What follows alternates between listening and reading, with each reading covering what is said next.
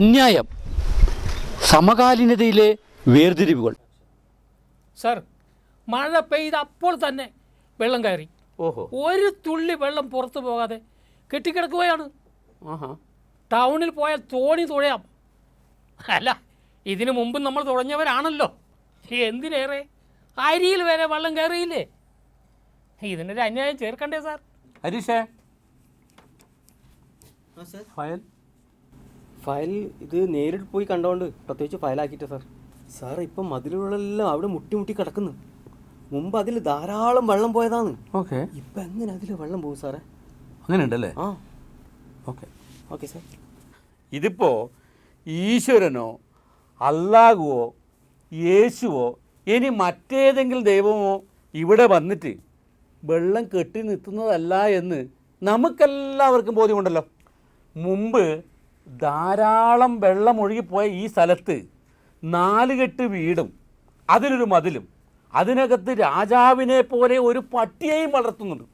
മുഖ്യമന്ത്രി രാജിവെക്കണം. എന്തിനെന്നോ? റോഡിന്റെ മുകളിലല്ലേ വെള്ളം കെട്ടിക്കിടക്കുന്നത്. മുമ്പൊന്നും അങ്ങനെ ഉണ്ടായിട്ടില്ലല്ലോ. മഴ പെയ്യുന്നു, വെള്ളം കയറുന്നു, വെള്ളം കെട്ടിക്കിടക്കുന്നു, എന്നിട്ടല്ലേ ഞങ്ങൾ പറഞ്ഞത് മുഖ്യമന്ത്രി രാജിവെക്കണമെന്ന്. നമുക്ക് എല്ലാവർക്കും ചേർന്ന് റോഡുമേൽ വെള്ളം കെട്ടി നിർത്താം.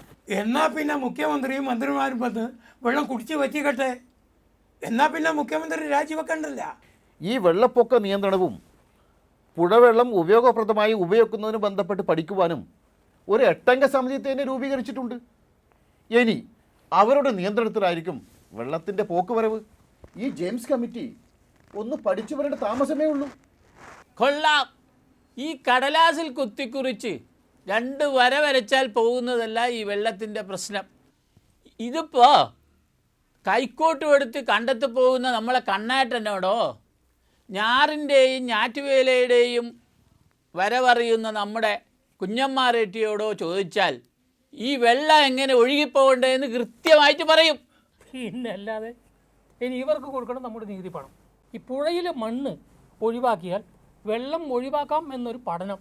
അപ്പോൾ പുഴ കടത്തി കെട്ടിയവൻ്റെ കരയിടിയും. അവിടെയും സംരക്ഷിക്കണമല്ലോ അവരവരുടെ കക്ഷികളെ. കക്ഷി നോക്കാതിരുന്നാലോ കയ്യിലുള്ളത് പോകും. പിന്നെ ഈ പണിക്ക് ആര് നിൽക്കുന്നു? ഇനി കര ഇടിഞ്ഞാലും ഇടിഞ്ഞില്ലെങ്കിലും കമ്മീഷന് ഒരു കുറവുണ്ടാവും.